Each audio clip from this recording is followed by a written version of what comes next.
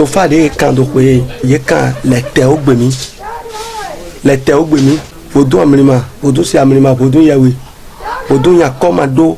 asi edagi masa asu gangan asi gangan dude ye kan lo e ma yan mais nous de donc pere na no pe lo me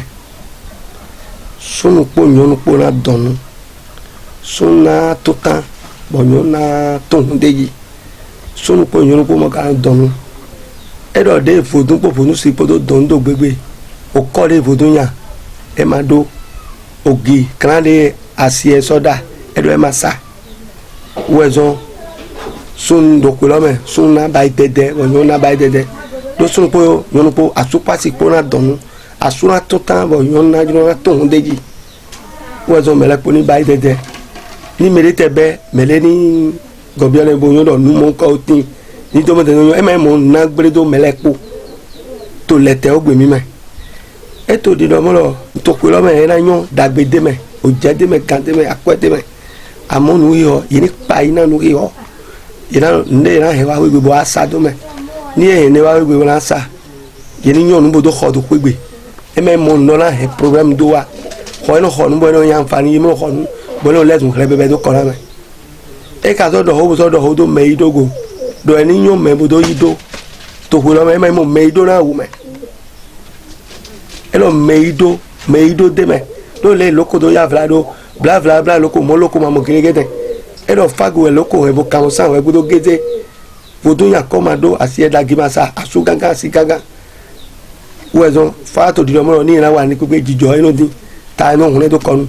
wezo ni hunle ta do konu to lete ogbemi me ena ka do yon fi yin mo je ena do yon to ko lo me vodun to de me avore de me ni esan ira e vodun to go tan bola khodela ni me do to de no ba na ni wure bola me ma so do ni khodela mo toju ko lo me mo do yon ira so khodela agbahun e do so ma we wezo agbahun ma do igen ira te pon bola khodela agbahun ni e vodun do gbe ohun de ji no flendo de do ko we yo agbahun ira khodela mo na kokro asuropo na ko lo me ha mo te mo do yon bo wiwa de so po fi me le so yon to je fi me le yon je ina bayi e mo te yon me ma ina okuma de me o dama de me o fu ma de dagbede me me nu di don atechichi me na don po me po ni ye ma ga yon ba ene le ro era nu yin kan de mi di do ene le wa yin ye ga yon ba era yon ni ye do to ton so me ni me le so don se po wa ro de ran ba igbon me lo so si adome asipo fipo bowo su satisfaction azon atoya ajo atoya bo nu to le na iganji bo keto ma to pego bo nu ko me lo su na ibai na do to me ni so do yon do fa e so do fun me ro de o kan to fa di e fo ene ro jije ran no gaga e na do yon me le po na do mo fi fa re po na do bi o ko lo me nu ibai wiwa o ko vo de bai mi ro ko ton de ro san ni me lo he e la te de go bo na do se po a o no ton avode ro san nde nko no ibai ni to jire eleme ni mele no penkun o fa ton po legba kogo we po mi don bi o yo me e na ibai e so ro wo ye du pe tro me lorun ba we e na ya oyun e ma ro problem na wa ho na che gbigbe we po nda te we zun na be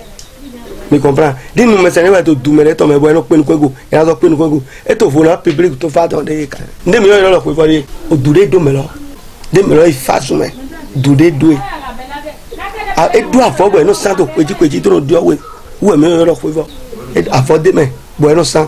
mele poto ma lo plo e te pa mele ton dure do me lo si afo era sa dure do me lo si afo era sa me ma do fa me lo e se kwe de tro kan no we ran to taligbere pa yo gbe ton ayo gbe lo ran asare je no kante we ran se era wa we na ya jikun we na do ran we ro di ejina fo to jire me to yen de ni me le o to gba ni kaka mi do mo ko ipe bi lo kaka we wo mi aso mo ko da o lo e na kan bi o we ro de ka do fo dagbe ka tin mi bo mi na mo ko lo ka je ko ren go to pa lafia ko bo problem ma tin ya ni avoid mi wa de me na wa dagbe do fazi che abara dagbe do fazi si ma su bodo ma no ya tí a bàrà dàgbé ló ìwọ̀n tún bọ́tò márùn ya tí a bàrà dàgbé ló gbọ̀rùn tó nù gbà mú dàgbé ló títí ń gbà tọ̀rẹ́ yé àti ń gbà tọ̀rẹ́ àti ń gbà tọ̀rẹ́ tí a bàrà dàgbé ló fa. mo kọ́ gàgà mọ̀ kúwó yẹn rùn mo gàgà mọ̀ kúwó yẹn ètò gàgà mọ̀ kúwó yẹn rùn mo gàgà mọ̀ kúwó yẹn bàbá ò gàgà bàbá ò gàgà mọ̀ kúwó yẹn rùn agbógiri agbo de mere ka nyɔ wa lo bo nyɔ sɛn do wo ɛna mɔ do miɔsu de to tukla jɛ ɛna nyɔ na mi mi zi mi na mɔ kun dɛmɛ edzro fa lo mi la mi do wa fi to egbe ni mi trɔfi ko de to nu dagbe kle mi na mɔ